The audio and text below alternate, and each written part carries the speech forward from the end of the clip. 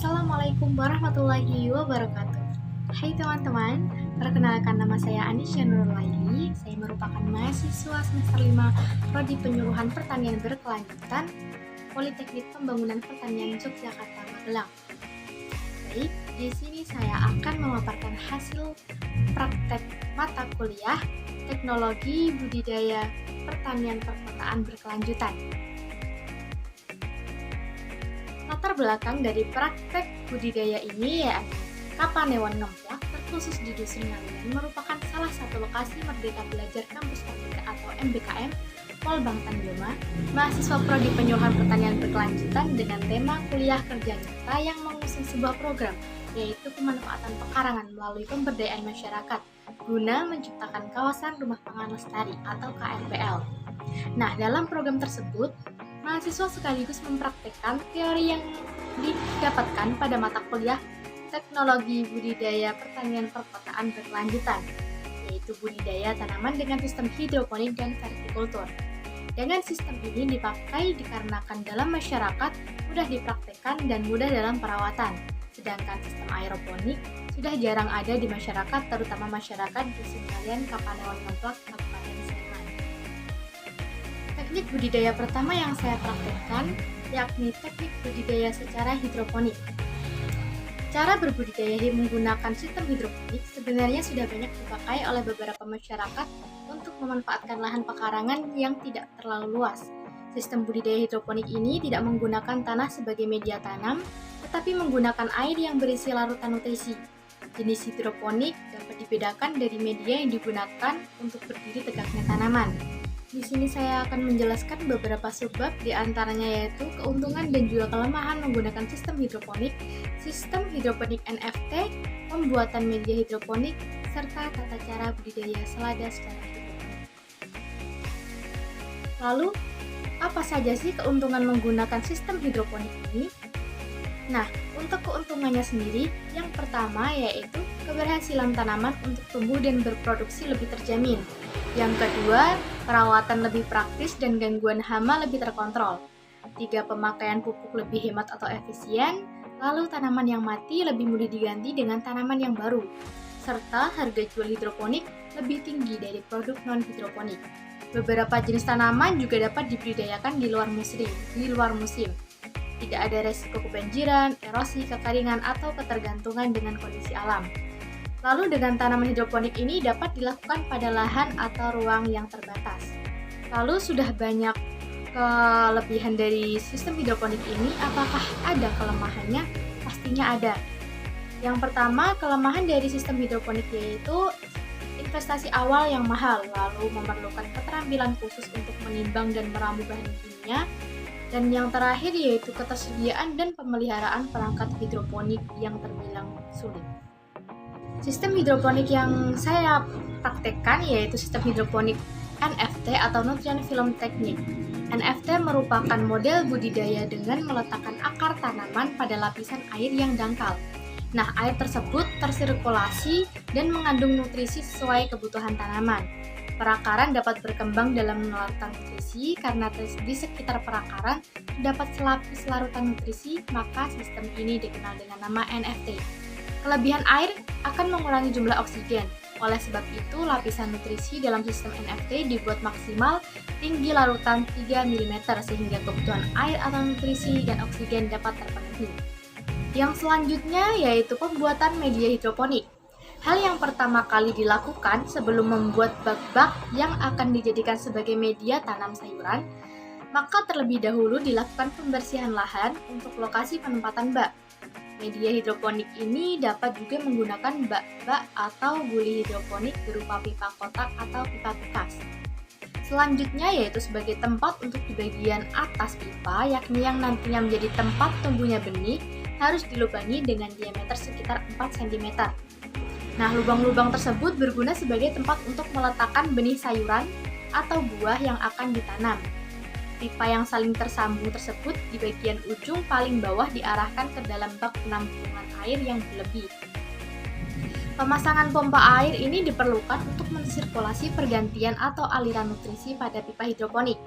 Selanjutnya, untuk melindungi benih agar tidak terkena cahaya matahari secara langsung, atau hujan yang bisa merusak benih yang masih halus, sehingga harus dipasang peneduh yang dibuat dari plastik. Nah, peneduh ini terbuat secara melengkung agar air hujan tidak ada yang tempias. Dan dalam beberapa hari, benih yang ditempatkan di dalam rock wall tersebut mulai tumbuh sebagaimana umumnya tanaman sayuran. Tanaman sayuran ini bisa dipanen setelah berusia 40 hari selama berkembang agar tanaman ini bisa mencari air yang meresap di dalam rock wall. Setelah serangkaian dari sistem hidroponik ini terpasang dengan baik, yang selanjutnya yaitu tata cara budidaya selada dengan sistem hidroponik. Yang pertama, pilihlah benih yang berkualitas supaya mutu selada yang dihasilkan optimal. Lalu penyemaian sistem hidroponik menggunakan rock wool yang sudah dipotong kotak-kotak sesuai wadah atau pot hidroponik. Semprotkan air pada rock wool sampai lembab, kemudian dilubangi untuk tempat benih selada. Tempatkan benih pada masing-masing rock wool, lalu tempatkan di dalam greenhouse sampai benih tumbuh minimal 2 helai daun. Selanjutnya yaitu pindahkan bibit ke dalam pot yang sudah disediakan pada masing-masing pipa.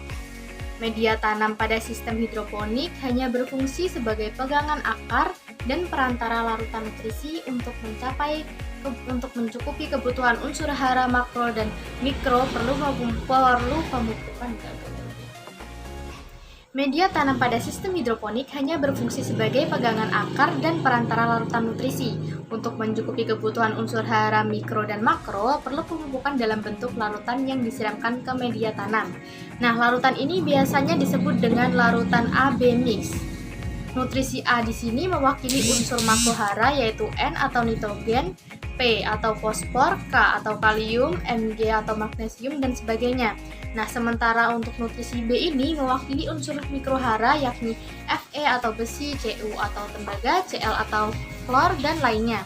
Larutan nutrisi ini untuk pertumbuhan tanaman di awal yaitu dengan perbandingan 1:3:3, yakni air 1 liter dengan 3 ml larutan A dan 3 ml larutan B. Dengan komposisi tersebut, didapatkan larutan dengan kepekatan 500 ppm. Untuk menaikkan ppm, larutan nutrisi dilakukan dengan cara menambahkan 1 ml larutan nutrisi A dan B. Perubahan larutan ini akan menaikkan kepekatan ppm sebesar 130 ppm. Untuk perawatan tanaman ini, pada sistem hidroponik pada dasarnya tidak berbeda jauh dengan perawatan pada penanaman sistem konvensional, seperti pembersihan gulma, penyemprotan pupuk dan daun, serta lain-lain. Nah, untuk selada sendiri ini dapat dipanen pada usia 35-40 hari setelah tanam. Proses grading dan packing dilakukan sebaik mungkin untuk menjaga kualitas selada. Yang kedua yaitu teknik budidaya yang saya praktekkan, yakni budidaya sistem vertikultur. Sesuai dengan asal katanya dari bahasa Inggris yaitu vertikal atau culture, maka vertikultur adalah sistem budidaya pertanian yang dilakukan secara vertikal atau bertingkat, baik di indoor maupun outdoor. Sistem budidaya pertanian secara vertikal atau bertingkat ini merupakan konsep penghijauan yang cocok untuk daerah perkotaan dan lahan terbatas. Model, bahan, ukuran, wadah vertikultur itu sangat banyak, tinggal disesuaikan dengan kondisi dan keinginan. Pada umumnya adalah berbentuk persegi panjang, segitiga, atau dibentuk mirip anak tangga, dengan beberapa undak-undakan atau sejumlah rak. Untuk bahan dapat berupa bambu atau pipa paralon, kaleng bekas, bahkan lembaran karung beras pun juga bisa.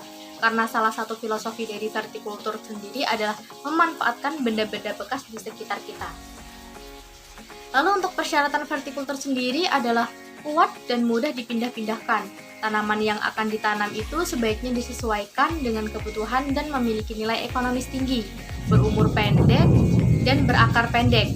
Tanaman sayuran yang sering dibudidayakan secara vertikultur antara lain seperti selada, kangkung, tomat, kacang panjang, dan juga tanaman sayuran lainnya. Dan untuk tujuan komersial, pengembangan vertikultur ini perlu dipertimbangkan aspek ekonomisnya, agar biaya produksi jangan sampai melebihi pendapatan dari hasil penjualan tanaman. Sedangkan untuk hobi, vertikultur ini dapat dijadikan sebagai media kreativitas dan memperoleh panenan yang sehat dan juga berkualitas. Jadi sistem vertikultur yang sudah dijelaskan tadi, saya membuat 3 model vertikultur. Yang pertama yaitu sistem vertikultur horizontal, yakni vertikultur yang disusun secara bertingkat seperti rak atau tangga. Nah, wadah penanaman yang digunakan untuk praktek KRPL di Demplot KWT Mekar yaitu polybag yang ditata di beberapa rak susun.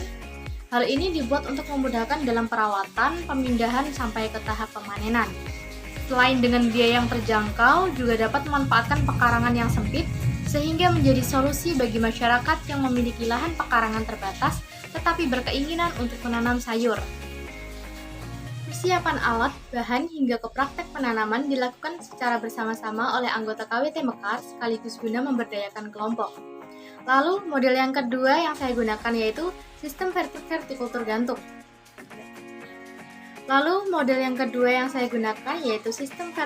gantung. Vertikultur gantung ini merupakan budidaya sayuran dengan cara meletakkan wadah penanamannya dengan digantung pada atap bangunan menggunakan tali atau kawat. Wadah penanaman yang dibuat bersama anggota KWT menggunakan botol bekas atau wadah bekas yang dihias untuk menambah nilai estetika pada area demplot. Dengan sistem gantung ini bisa menghemat lahan karena posisi diletakkan secara tergantung sehingga tidak memakan lahan yang besar, sekaligus cocok dipakai pada pekarangan maupun teras rumah bagi masyarakat yang menyukai kreativitas. Bahan yang digunakan ini didapatkan dari barang maupun wadah bekas milik anggota KWT yang masih bisa terpakai untuk pot tanam. Lalu yang ketiga yaitu model wall gardening. Model wall gardening merupakan sistem vertikultur dengan memanfaatkan tembok atau dinding kosong. Model wall gardening yang dipakai untuk praktek budidaya pada Demplot bersama anggota KWT Mekar yaitu model wall planter di mana tanaman ditanam di dalam wall planter yang sudah disusun dan dipasang pada dinding kosong atau tembok. Dengan menggunakan wall planter ini, masyarakat lebih mudah dalam penanaman sekaligus perawatan karena jarak tanam dan bahan yang ada sudah sesuai dengan standar pot tanam. Selain itu, wall planter dapat digunakan beberapa kali karena dalam penggunaannya praktis dan dapat diganti dengan tanaman baru dengan cara dibersihkan dan diganti dengan media tanam yang baru. Setelah semuanya siap, maka yang selanjutnya yaitu pengadaan media tanam. Media tanam adalah tempat tumbuhnya tanaman untuk menunjang perakaran. Dari media tanam inilah tanaman menyerap makanan berupa unsur hara melalui akarnya. Media tanam yang digunakan adalah campuran antara tanah, pupuk kompos, dan sekam dengan perbandingan 1:1:1. Setelah semua bahan terkumpul, dilakukan pencampuran hingga merata. Tanah dengan sifat koloidnya memiliki kemampuan untuk mengikat unsur hara, dan melalui air, unsur hara dapat diserap oleh akar tanaman dengan fungsi pertukaran kation. Sekam berfungsi untuk menampung air di dalam tanah, sedangkan kompos menjamin tersedianya bahan penting yang akan diuraikan menjadi unsur hara yang diperlukan oleh tanaman. Yang selanjutnya yaitu persiapan bibit dan penanaman sayuran. Seperti halnya menanam, menyemaikan benih juga memerlukan wadah dan media tanam. Wadah itu bisa apa saja sepanjang dapat diisi media tanam seperlunya dan memiliki lubang di bagian bawah untuk mengeluarkan kelebihan air. Untuk persemaian sendiri menggunakan wadah khusus persemaian benih yang disebut tray dengan jumlah lubang 128 buah atau tergantung dari variasi tray. Dapat juga menggunakan persemaian sebuah pot ukuran sedang dan sebuah bekas tempat kue. Adapun untuk media tanamnya adalah media tanam dari produk jadi yang bersifat organik. Untuk bibit tanaman yang dipindahkan ke wadah vertikultur sudah berumur lebih dari 1 bulan. Daunnya pun sudah bertambah. Lalu sebelum bibit-bibit ditanam di dalam wadah, terlebih dahulu menyiramkan air ke dalamnya hingga jenuh, ditandai dengan menetesnya air keluar dari lubang-lubang tanam. Setelah cukup, baru mulai menanam bibit satu demi satu. Semua bagian akar dari setiap bibit itu harus masuk ke dalam tanah. Setiap jenis bibit juga dikelompokkan di dalam wadah tanam yang terpisah. Selanjutnya yaitu pemeliharaan tanaman. Pupuk yang digunakan adalah pupuk organik, misalnya pupuk kompos, pupuk kandang, atau pupuk pokasi. Disarankan agar sayuran buah seperti cabai, tomat, itu supaya tidak mudah rontok sebaiknya menambahkan KCl 1 sendok teh atau sendok makan tergantung besar kecilnya pohon. Untuk pemberian KCl sendiri setiap 5-6 bulan sekali. Untuk di perkotaan, pupuk kandang atau kompos ini harganya biasanya mahal. Nah, limbah dapur atau daun-daun kering ini bisa dimanfaatkan untuk pembuatan pupuk bokasi. Pupuk bokasi adalah hasil fermentasi bahan organik seperti jerami, sampah organik, pupuk kandang, dan lain-lain. Itu dengan teknologi EM yang dapat digunakan sebagai pupuk organik untuk menyuburkan tanah dan meningkatkan pertumbuhan dan produksi tanaman. Bokasi ini dapat dibuat dalam beberapa hari dan bisa langsung digunakan sebagai pupuk. Langkah yang terakhir yaitu pemanenan. Pemanenan sayuran ini biasanya dilakukan dengan sistem cabut atau bisa langsung dicabut akarnya. Langkah yang terakhir yaitu pemanenan. Pemanenan sayuran ini biasanya dilakukan dengan sistem cabut akar seperti sawi, bayam, kemangi, selada, kangkung, dan lain sebagainya. Apabila kita punya tanaman sendiri dan dikonsumsi sendiri akan lebih menghemat apabila panen dilakukan dengan mengambil daunnya saja. Dengan cara tersebut, tanaman sayuran bisa bertahan lebih lama dan bisa dipanen secara berulang-ulang. Baik teman-teman, sekian presentasi saya mengenai praktek hasil budidaya tanaman saya. Saya mohon maaf apabila terdapat kesalahan kata maupun pengucapan. Saya akhiri. Wassalamualaikum warahmatullahi wabarakatuh. See you teman-teman.